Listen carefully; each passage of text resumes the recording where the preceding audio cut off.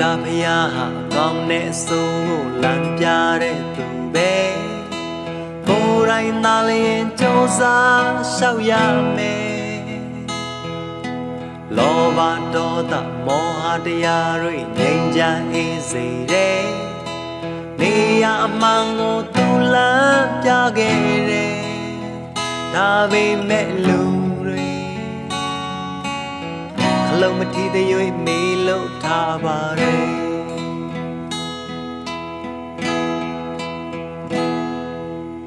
မိုးလင်းမိုးချုပ်အမြဲပဲလှုပ်ရှုပ်လောကဇက်ခုံဝဲ